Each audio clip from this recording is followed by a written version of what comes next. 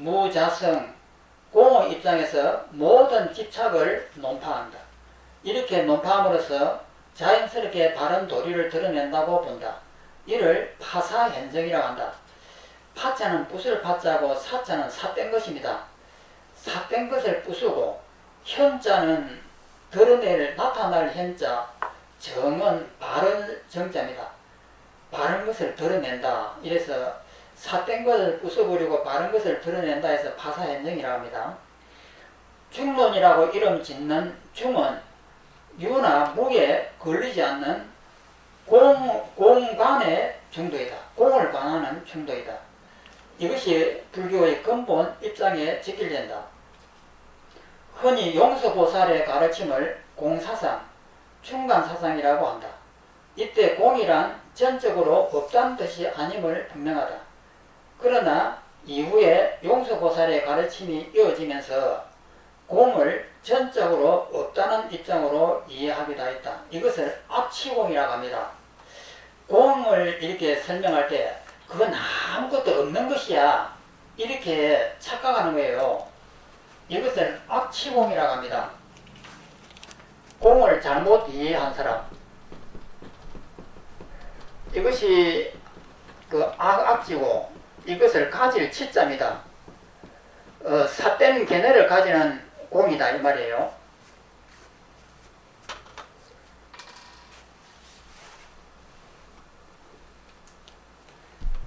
공을 전적으로 없다는 입장으로 이해하려 했다. 이것이 악취공이다. 공에 떨어진 잘못된 것이다 이렇게 합니다. 그리하여 4, 5세기 무렵에 그러니까 서기 한 400년경에 모든 법은 전적으로 없는 것이 아니라 마음에 의해 펼쳐졌다는 주장이 부각되었다. 그러니까 공을 배우다 보니까 이것을 잘못 이해하면 아무것도 없다는 식으로 이해를 하게 돼요. 그러니까 사람이 당황하게 된단 말이에요. 그래서 나타난 것이 유식입니다. 그것이 아니라 일체가 마음이 만든 것이다. 이렇게 설명하면 그 불안한 마음을 그래도 다스릴 수가 있잖아요. 그래서 마음을 중심으로 살펴보는 모든 것은 마음이 만들고 일체 유심죠. 오직 식운이라고 유식사상이 등장하였다. 그러니까 중론 사상의 극단적인 아무것도 없다는 이 이론에 많은 사람이 상처를 입는 거예요. 뭐냐면은 그럼 아무것도 없다면 우리는 뭐 때문에 공부를 해? 하는 이런 이제 의심이 드는 거예요. 그래서 그 잘못된 사람들의 마음을 다스리기 위해서 유식이 등장합니다. 그것은 아무것도 없는 것이 아니고 우리 마음이 만든 것이야. 이렇게 설명하는 것입니다. 또 읽어보면 마음에 의해 펼쳐진 이 세상은 인전하학에 의해 드러난 것인데 중생들은 보는 나와 보이는 세상이 마음 밖에 실로 있다고 집착한다. 이렇게 집착된 세상은 결코 있지 않다. 그러나 인전하학에 의해 마음으로부터 언제나 펼쳐진다. 이 주장은 앞에서 본 충론의 가르침과 다르지 않다. 즉 유식사상은 이 세상이 공인 이유를 영교의 가르침을 마음 중심으로 설명을 한다. 그러니까 충론으로 인해서 잘못되어 있는 사람들을 위해서 그 사람들을 또 구제하기 위해서 이제 유식이 등장한 거예요. 이 세상이 단지 우리 마음의 현현일 뿐인 결코 우리가 본대로 있지 않음을 밝혀낸다. 이처럼 마음을 중심으로 논리를 전개하다 보니 마음을 세밀하게 분석한다. 이러한 분석을 위해 아비달마 불교의 용어를 대부분 가져와서 그러니까 유식론은 아비달마 불교에서 나오는 아비달마는 5의 75법입니다. 그런데 유식은 5의 100법이에요. 그러니까 그 용어를 그대로 가져와서 유식에다가 씁니다. 그래서 유식을 대성 아비달마라고 이렇게 별칭을 부릅니다. 유식 사상을 대성 아비달마라고 부르기도 한다. 가령 유식 논서 가운데 대성 아비달마 잡집론 등이 있다. 이때쯤 인도 땅에서는 다양한 논쟁이 일어났다. 대성불교와 부파불교의 논쟁뿐만 아니라 대성불교 내에서도 충간학파와 육아행파의 논쟁, 그러니까 충간학파하고도 육아학파도 서로가 이제 논쟁으로 싸웁니다. 그때는 아주 치열하게 논쟁을 했습니다. 이때에 많은 파가 생겼는데 그때는 그냥 이해득실로 생긴 것이 아니에요. 전부 다 견해가 달라서 생긴 것이거든요. 그런데 지금의 우리나라 불교는 뭐 200개의 종파가 있다는데 이것은 이런 어떤 그 논쟁을 가지고 나눠진 것이 아니고 일꾼 때문에 나눠진 거죠. 각 사상 내부의 논쟁 등 치열한 논쟁이 진행되었다. 치열한 논쟁 속에 서로 영향을 주고받았다. 그리고 열애장 사상 등 또 열애장 사상이 또 등장하는 거예요. 아무것도 없다라고 하면은 사람이 절망을 합니다. 그러니까 아무것도 없는 것은 아니야. 진리가 그 속에 있어 하고 이렇게 또 위로를 하는 거예요. 그래 열애 사상이 이제 등장하게 되면서 전부 다 공이 아니야. 그 속에는 진리라고 하는 것이 있어. 이렇게 이제 설명하는 것이 열애장 사상입니다. 그것이 기신론이에요. 열애장 사상, 밀교 등 여러 대성경전에 근거한 교리가 등장하였다. 그런데 열애장 사상과 밀교 등도 역시 그 바탕에는 충간사상과 유식사상이 깔려있다. 불교 교리를 알고자 한다면 충간사상과 유식사상이라는 커다란 산맥을 넘어야 하는 이유 하나가 여기서 드러난다. 특히 대성 아비달마라고 불리는 유식사상은 전반적인 불교 용어를 아우르고 있기 때문에 불교 용어를 이해하기 위해서라도 반드시 살펴봐야 한다. 그 유식론이 제일 어려운 것이 뭐냐면 용어 때문에 그렇습니다. 엄청난 이 새로운 용어가 등장합니다. 그러면 이 용어들은 어디서 가져왔느냐? 아비달마에서 가져온 거예요. 그래서 유식론을 갖다가 그 대성 아비달마라고 이렇게 부르는 이유가 그렇습니다. 그리고 무엇보다도 불교는 마음을 다스리는 공부라는 점에서 마음을 중심으로 부처님 가르침을 펼치는 유식사상이야말로 반드시 넘어야 하는 중요한 산맥이다. 높은 산 위에서 더 넓은 세상이 보이듯이 대성불교의 거대한 산 위에는 초기경전이라고 읽어지는 아함경 등도 더 넓게 보인다. 또 3번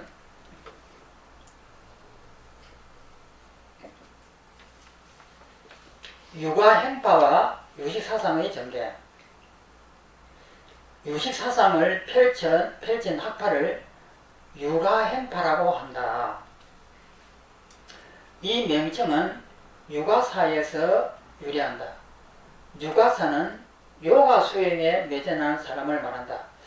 그러니까 육아라고 하는 것은 요가예요. 요가. 요가를 행하는 사람을 그 중국에서 이것을 육아라고 이렇게 했는데 이것은 우리가 그 읽으니까 육아라고 이렇게 발음이 되지만 중국 사람들은 요가라고 이렇게 발음합니다. 그래서 요가 수행에 매진하는 사람을 말한다. 요가는 상응이라고 한다. 한문으로 해서 했을 때 상응이라고 하는 이 말을 했어요. 그 요가를 갖다 상응이라고 이렇게 번역을 하는데 상응이라고 한다. 반복해서 닦아 도리에 부합하고 수행에 상응하는, 그러니까 수행에 상응하는 이 뜻이거든요. 상응이라고 하는 것은 딱 맞는 이런 뜻이에요. 수행에 딱 맞는 이것을 상응이라고 합니다. 서로 이렇게 응하다라고 하는 이 한문인데 서로 응하다는 말은 그것하고 딱 맞다 이런 내용이에요. 수행에 딱 맞다. 이것을 갖다 상응이라고 하는 말로 씁니다. 수행에 상응하는 뛰어난 깨달음을 얻기 때문이다. 여러 수행 중에서 특히 사마타와 이빠사나를 평등하게 운용하는 수행을 요가라고 합니다.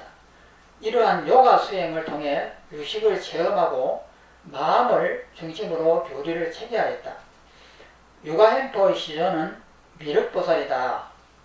그 뒤로 무착보살이고 그리고 세친보살로 이어진다. 그러니까 유식의 원조는 무착이에요. 무착이고 그 무착은 그 두 분이 형제가 아닙니다. 무착은 형님이고 세친은 동생인데 무착의 법을 세친보살도 같이 이렇게 배우면서 했는데 이 유식론은 세친의 작품입니다. 그런데 미륵보살의 실존 여부에 대해서는 몇 가지 견해가 있다. 세친보살의 전기에 따르면 무착보살은 도서천에서 계신 미륵보살로부터 가르침을 받았다. 무착보살은 밤에는 도서천에서 미륵보살로부터 유가사지론, 대성장엄경론, 충변분별론, 금강반자경론, 송 등을 배우고 낮에는 대중들에게 그 가르침을 펼쳤다. 현재 이 논서들은 미륵보살의 저술로 전해지지만 이를 그대로 받아들이기는 쉽지 않다. 그래서 무착보살이 이 논서를 쓰고 미륵보살의 이름을 붙였다고 보는 이도 있고 그 당시 미륵이라는 이름을 가진 다른 논서가 있었다고 보는 이도 있다. 그런데 이것을 무착보살의 제술로 보는 것이 타당합니다. 어떤 견해가 옳든 그 논서에 담긴 유식사상은 무착보살을 통해 그대로 전해졌다. 무착보살은 4, 5세기 무렵 서기 한 400년경에 무렵의 유식논사로 추정된다. 처음에는 설일체유보로 출가하여 수행하다가 여기도 나옵니다. 설일체유보라는 그 소성에 출가해가지고 수행하다가 이후에 대성으로 전향하여 미륵보살의 가르침을 받았다고 한다. 무척보살의 대표 논서는 섭대성론, 대표 그 책이 섭대성론이에요. 그러니 섭대성론에서 유식이 나옵니다. 섭대성론이다. 이는 유식의 교리를 일목요연하게 체계화한 논서로서 번역본이 많다. 번역본이 많다는 것으로 이 논서의 중요성을 짐작할 수가 있다. 그 외에 대성아비달마 잡집론, 현양성교론 등의 저서에 있다. 세친보살은 무착보살의 동생으로 같은 시기에 활동한 것으로 추정된다. 세천보살은 처음에는 설일제유보, 이 소성으로 출가하였으며 경남부의 교리도 배웠다. 그게 소성의 경남부에서 이 교리를 배웠고 그러다가 무착보살에 의해 대성으로 전향하여 유식사상을 크게 펼쳤다. 유식사상과 관련된 제작으로는 유식 20논, 유식 30송송, 섭대성론 석 등이 있다. 이게 섭대성론 석이라고 하는 석자는 섭대성론은 무착보살이 지었습니다.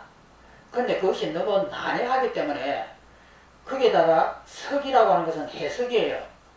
해석을 붙인 겁니다. 알기 쉽게 이제 참고서다 이 말입니다. 섭대성론 석 등이 있다. 섭대성론 석은 무착보살의 섭대성론을 추승한 논서이다.